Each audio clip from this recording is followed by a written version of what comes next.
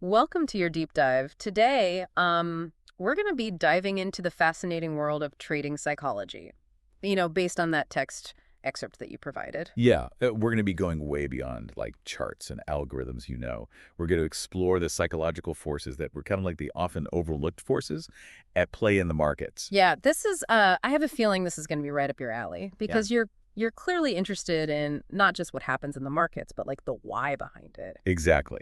And this text dives right into the why by highlighting a crucial but often ignored fact, which is the high cost of trading. Okay, let's unpack that. I'm intrigued. So the text kind of emphasizes that trading is inherently a minus-sum game. Even when you win a trade, factors like slippage and commissions, they eat into your profits. And for those who lose, well, they lose even more Yeah. than they initially staked. So even before we factor in psychology, the odds are already subtly tilted against us. That makes understanding the psychological aspects even more crucial, I would think. Precisely. The author uses this like brilliant analogy of comparing the market to a shark-infested lagoon. You might swim away with some treasure, but chances are you'll leave behind a lot more than you planned. Ooh, that's a very vivid image. It definitely makes you think twice about jumping in unprepared, I would say. Does the text give any concrete examples of how those hidden costs add up? It does. It uses a simple but powerful example of 5 buyers purchasing gold futures contracts. So let's just say the price drops $4. On the surface, each buyer loses $400 per contract. Really? Makes sense. Yeah. Seems straightforward enough, Right. but I suspect there's more to the story. There is. There always is, right? The author factors in realistic commissions and slippage. Those kind of pesky transaction costs that a lot of people forget about. So with a $25 commission and $20 in slippage, both coming and going, the real loss for each buyer balloons to $465, totaling $2,325 for the group. Ouch. That's significantly more than the initial $400 loss per contract. So Hmm. what about the seller on the other side? They must be pretty happy with the $2,000 profit. Not so fast. They also incur commissions and slippage, right? Maybe $15 and $10 Right. respectively, each way. So their actual gain is closer to $1,825. Wait, so if you add up what the buyers lost and what the seller gained, there's a discrepancy. Where did that money go? Exactly, that's the point. Nearly $500 just disappeared, swallowed by those seemingly insignificant transaction costs. That's why the author calls it a minus-sum game. It's a brilliant way to frame the challenge. So knowing that the game is slightly rigged against us from the start, how do we avoid becoming shark food? That brings us to the next crucial concept the text explores, the psychology of winning, and just as importantly, not losing. Okay, I'm already hooked. Most people would assume that making money is the primary goal of trading, but this text seems to suggest otherwise. It does. It argues that the real goal of successful trading is not about making money, but about trading well. That's a fascinating distinction. What exactly does trading well mean in this context? It's about focusing on the process, not just the outcome. The text suggests that if you consistently make smart, disciplined decisions, the money will naturally follow. So it's more about mastering the craft, less about chasing profits, almost like that old saying, focus on the journey, not the destination. Precisely. The text reinforces this idea with anecdotes of 2 seasoned professional traders, one from New York, another from Texas. Despite their very different backgrounds and approaches, they both emphasize continuous self-improvement as the key to their success. So they saw trading as like a journey of constant learning and refinement, not just a series of transactions. That's a pretty powerful shift in mindset, I would say. Did they offer any kind of specific insights on how to achieve that? They both stress the importance of having a well-defined trading system, a set of rules, essentially to guide their decisions, to help them kind of overcome the emotional ups and downs of the market. They also emphasize the importance of really meticulous record keeping, like really tracking their performance and identifying areas for improvement. It sounds like they treated trading like a serious business, not just a gamble. I'm guessing they weren't just throwing darts at a board. Absolutely. And that leads to another really critical point. The text raises the self-destructive tendencies many people bring to trading. Oh, I know that feeling all too well. Chasing losses. Letting fear and greed dictate my decisions. It's a recipe for disaster. Exactly. The text argues that successful trading requires this like constant battle against these internal impulses. You need to recognize those self-destructive patterns and actively combat them. So it's about self-awareness, discipline, and creating kind of safeguards to protect ourselves from our own worst instincts. Because let's face it, if we're not at war with ourselves, the market will gladly exploit our weaknesses. That's a great way to put it. And this brings us to a fascinating concept: the market as a crowd. Okay, I'm really curious about this one. The market as a crowd. Paint me a picture. So imagine the market not just as this collection of individuals, but as a single entity with its own kind of collective psychology. It's prone to the same emotional swings, herd behavior, irrationality as any large crowd. It makes sense when you think about those like wild market swings. It's like the entire crowd is suddenly gripped by fear or euphoria, and everyone's rushing for the exits or piling in at the same time. Exactly. And the text uses this like brilliant set of animal analogies to illustrate this. We have the bulls, optimistic, charging ahead, expecting prices to rise. Then there are the bears, pessimistic, growling, anticipating decline. Okay, I've got the bulls and bears. Those are pretty standard. What other animals are in this market zoo? Well, then you have the hogs, greedy and reckless. They overtrade, they take excessive risks, and they often end up as someone else's bacon. Ouch, that sounds painful. And who are the last members of this menagerie? Lastly, we have the sheep. Easily influenced, they blindly follow tips, gurus, and the herd, really lacking independent thinking. And when things get volatile, they often get trampled. Okay, I have to admit, I see myself in some of those descriptions. Are you saying these animal analogies actually represent different trader personality types? Absolutely. They illustrate how different psychological profiles kind of contribute to the overall market mood, and they really help explain those dramatic shifts in sentiment we often see. That's brilliant. I can already see how those analogies will help me, make sense of market behavior. But does the text give any historical examples of this crowd psychology in action? It does. It points to classic cases like tulip mania and the South Sea bubble, where irrational exuberance and herd behavior drove prices to these absurd levels before the inevitable crashes. Those are great examples. Everyone just piled into those investments, convinced they were going to get rich quick. But when the music stopped, there weren't enough chairs for everyone. Exactly. The text uses these historical examples to really illustrate the power of crowd psychology. Even among, seemingly rational individuals. It even quotes Gustave Le Bon, a 19th century expert on crowd behavior. He argued that when individuals join a crowd, they think and act in a manner quite different from that in which each individual of them would feel, think, and act were he in a state of isolation.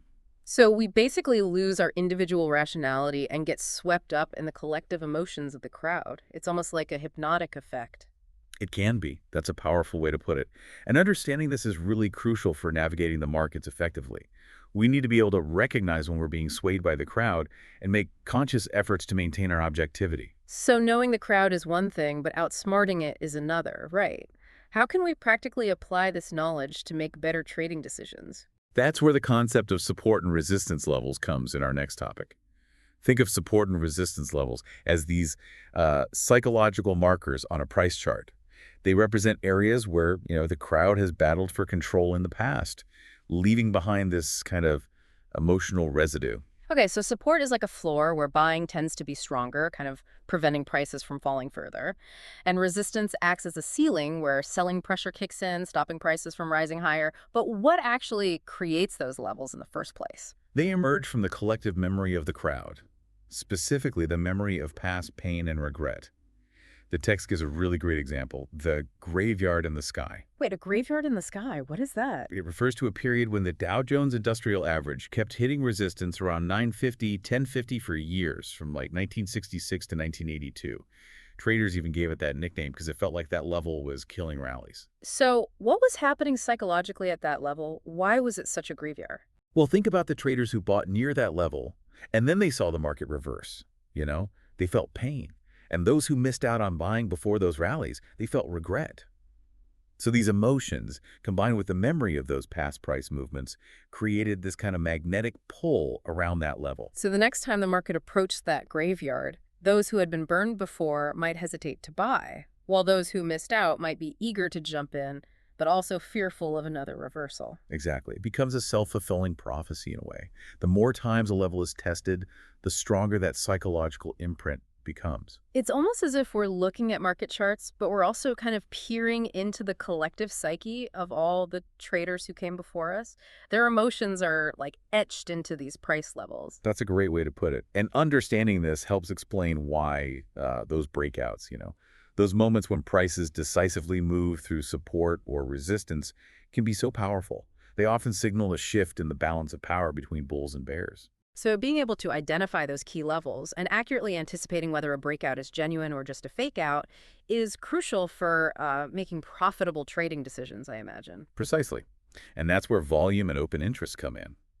The text argues that these metrics offer further clues into the emotional state of the market, revealing the intensity of the crowd's conviction, if you will. Okay, let's break that down a bit. I know volume is simply the number of shares or contracts traded in a given period, but the text seems to suggest that it reveals something deeper. Think of volume as a measure of the emotional energy flowing through the market. Rising volume usually means more conviction, more traders jumping into the action, fueled by fear or greed. So it's not just about the number of trades, it's about the force behind them. More volume suggests, like, higher stakes, and more traders experiencing either the pain of losing or the thrill of winning. Exactly. The text lays out some specific trading rules based on volume. For example, expanding volume confirms a trend, while shrinking volume during those little counter-trend pullbacks often signals a potential resumption of the main trend. So it's like volume acts as a kind of fuel gauge for the market's momentum. High volume means there's plenty of fuel to keep the trend going, while low volume suggests the engine might be sputtering a bit. That's a great analogy. Now, open interest is a little more complex. It represents the total number of outstanding contracts or shares that haven't been settled.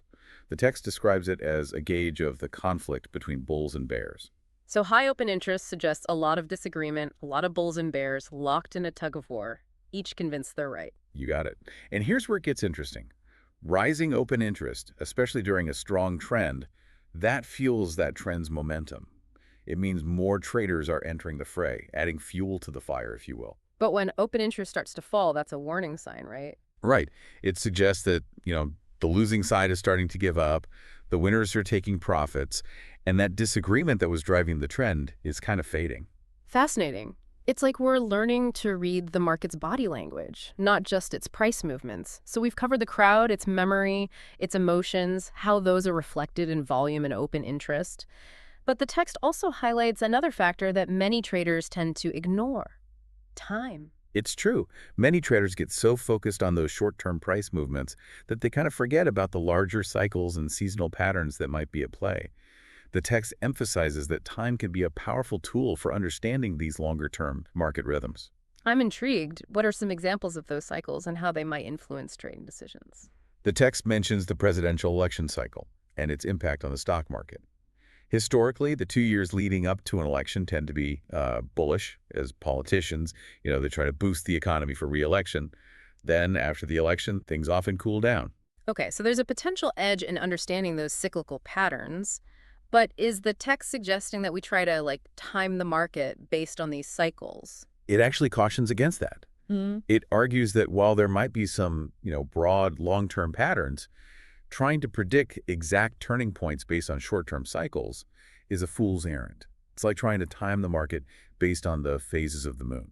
So you're saying those short-term cycles might be statistically interesting, but not necessarily reliable for actually making trading decisions. Exactly. Trying to pinpoint those exact tops and bottoms based on these cycles is incredibly difficult. And it often leads to more losses than wins. Makes sense. So if we shouldn't be fixated on these short-term cycles, how could we actually use time effectively in our trading? The text uses a wonderful analogy to illustrate this point. It compares market cycles to a meandering river. From a distance, it might look like the river is following a predictable path, with clear bends and turns. But up close, you see that the flow is much more complex, with eddies, currents, and unexpected shifts. So it's more about understanding the river's general direction and flow, rather than trying to predict every twist and turn. Precisely. And that brings us to one of the most powerful and perhaps counterintuitive concepts in trading: contrarian thinking. The text suggests that going against the extremes of crowd consensus can often be a very profitable strategy. Wait, so you're saying it can actually be advantageous to bet against the herd? That seems incredibly risky. I understand why it might seem counterintuitive, but there's a solid logic behind it. Remember, for every buyer, there's a seller. So when everyone is extremely bullish, who's left to buy? And conversely, when everyone is panicking and selling, who's left to sell? Ah, that makes sense. You're looking for those moments of peak emotional intensity, whether it's euphoria or despair, and then betting that the pendulum is about to swing back in the other direction. But how do you actually identify those extremes of sentiment in the market? The text talks about psychological indicators, tools for gauging the emotional temperature of the market. It specifically mentions the CFTC reports, which track the positions of different trader groups, the commercials, the large speculators, and the small speculators. So you're looking for those moments when one group gets overly bullish or bearish relative to the others. Is there a particular group that kind of stands out as being more insightful than the others? The text highlights the commercials, also known as hedgers. They're the ones who actually, deal with the underlying commodities, the farmers, the producers, the consumers. They have the most skin in the game. And their actions often reveal a deeper understanding of the market than, say, speculators who are just betting on price movements. So if the commercials are getting heavily net, long, or short, that's a signal worth paying attention to. It's like listening to the whispers of the people who actually know what's going on behind the scenes rather than just following the noise of the crowd. Exactly. And this concept of integrating multiple perspectives, including those of different trader groups and different time frames, leads us to our next topic, the triple screen trading system. Triple screen trading. It sounds like a sophisticated system. What's the basic idea? It's a decision-making framework that utilizes three different time frames, weekly, daily, and intraday, to get a more holistic view of the market. So you're essentially looking for opportunities where all three screens are aligned, confirming each other. It's like having three different analysts, each with their own unique perspective, all agreeing on a trade. That's a great analogy. For example, on the weekly chart, you might use a trend-following indicator to identify the overall market direction.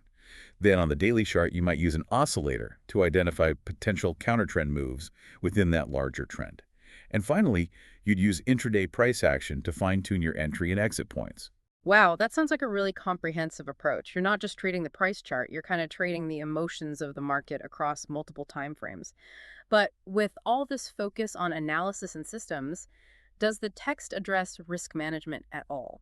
Absolutely. It emphasizes that managing risk is ultimately about managing yourself. It's about recognizing that emotional trading is the biggest enemy of success and developing the discipline to stick to your system, even when your emotions are screaming at you to do otherwise. Because even with the best analysis and the most sophisticated system, if you let fear and greed kind of dictate your actions, you're going to blow yourself up. What specific advice does the text offer for managing risk? The text highlights the importance of having a system with a positive mathematical expectation. That means, on average, your winning trades are larger than your losing trades, so you're consistently coming out ahead over the long term. So it's not about winning every trade. It's about having a system that over time tilts the odds in your favor. Are there any other kind of practical tips for managing risk? It also stresses the importance of the 2% rule, which limits the amount of capital you risk on any single trade to just 2% of your account equity. Regardless of how confident you feel, sticking to this rule helps protect you from those catastrophic losses. So consistently taking small, calculated risks rather than swinging for the fences and potentially wiping out your account. Right. The text drives this point home with an example of a professional trader who manages a $10 million fund. This trader consistently makes over $1 million a year, but he does it by taking small, controlled risks and letting the power of compounding work its magic over time. It's a great example of how disciplined risk management combined with a sound trading system can lead to consistent profitability without having to take those, and discipline. Doesn't that take some of the fun out of trading? That's a great question, and it leads us to a crucial insight the text emphasizes: the importance of finding a trading style that aligns with your personality and risk tolerance. Finding a trading style that, fits my personality? Huh. That's not something I've ever really considered. I kind of just assumed a good system is a good system, regardless of who's using it. Yeah, that's a common misconception. The text emphasizes that there's no one-size-fits-all approach to trading. What works for one person might be a total disaster for someone else. It all comes down to understanding your strengths and weaknesses, your risk tolerance, even your personality. So it's not just about finding a winning system. It's about finding a system that you can win with. Exactly. Some traders, they thrive in these fast-paced, short-term environments. They're scalping tiny profits from rapid price fluctuations. Others, they prefer a more patient long-term approach, riding major trends for weeks or even months. The key is to find a style that kind of feels natural to you, that aligns with your temperament and allows you to execute your decisions consistently without second-guessing yourself. That makes a lot of sense. It's like choosing a sport, right? Someone who loves adrenaline and fast-paced action, they might be drawn to something like downhill skiing, while someone who prefers a more strategic, contemplative approach might be more into golf. Neither sport is inherently better than the other. It's just about finding the right fit. That's a great analogy. And just like in sports, developing mastery in trading requires practice, discipline, and a willingness to learn from your mistakes. The text highlights how successful traders, they're constantly analyzing their performance, they're tweaking their systems, striving for this continuous improvement. So it's not about finding the holy grail of trading systems and then you can just coast to riches. It's about that ongoing learning, adaptation, self-reflection, always trying to get better even when you're doing well. Exactly. And that brings us back to that central theme of managing your emotions, even with the perfect system and a trading style that fits you perfectly. Fear and greed can still sabotage your success. The text, it provides some excellent advice for dealing with those inevitable emotional challenges. I'm all ears. I know I've definitely fallen prey to those emotional traps more times than I care to admit. So how do we avoid those pitfalls? The first step, as we've been discussing, is awareness. Recognize those moments when fear or greed are kind of clouding your judgment. Notice how those emotions manifest in your body, like the racing heart, the sweaty palms, the tunnel vision. Once you're aware of those signals, you can start to develop strategies for managing them. So it's about catching those emotions before they hijack our decision-making process. Okay, but what are some kind of practical techniques for doing that? One powerful technique that tech suggests is taking a step back from the market. When you're feeling overwhelmed by your emotions, go for a walk, listen to some music, do something to break the tension, to kind of shift your focus. So it's about giving ourselves some emotional breathing room, create some distance between ourselves and those market triggers. That seems incredibly simple, but I can see how it could be incredibly effective. It can be. Sometimes that simple act of disengaging is enough to break that emotional cell. The text also emphasizes the importance of having a kind of a pre-trade routine, a set of steps you go through before entering any trade, to make sure you're making decisions from a place of objectivity, not emotional reactivity. It's like having a mental checklist to make sure you're not about to, jump out of a plane without a parachute. Exactly. That routine might involve reviewing your trading plan, analyzing the market conditions, double-checking your risk management parameters. By following a structured process, you're less likely to make those impulsive decisions driven by fear or greed. This is all incredibly valuable, I gotta say. I'm starting to see how much of successful trading is really about mastering ourselves, not just mastering the markets. That's the key takeaway from this whole deep dive, I think. The markets are ultimately a reflection of, human psychology, our hopes, our fears, our biases, our herd mentality. By understanding those psychological forces, both within ourselves and in the collective market crowd, we can make much better trading decisions. I couldn't agree more. This has been such an insightful exploration of trading psychology. As we wrap up here, what's the one piece of advice you would give to someone just starting out on this journey, someone who's just beginning to dip their toes into the world of trading? I'd say this: embrace the journey of self-discovery that trading offers. Don't just focus on learning about the markets. Focus on learning about yourself. Understand your strengths, your weaknesses, your emotional triggers, how they can influence your decisions. Develop a system that protects you from those weaknesses. Find a trading style that aligns with your personality. And have the discipline to stick to your plan. And never forget those sharks in the lagoon. Right. The sharks are always out there looking for an easy meal. Make sure you're not the one feeding them. This has been a phenomenal deep dive. I think we've covered so much ground, from the hidden costs of trading to the psychology of the crowd, the power of contrarian thinking, and the importance of managing risk and our own emotions. I feel like I've been given this whole new set of tools for understanding not just the markets, but myself. I'm glad to hear that. It's been a pleasure diving into these concepts with you. Well, I think we've given our listeners a lot to think about. As they continue exploring the world of trading, remember, Understanding yourself and the psychology of the crowd can be just as crucial as understanding the numbers. Thanks for joining us for this deep dive.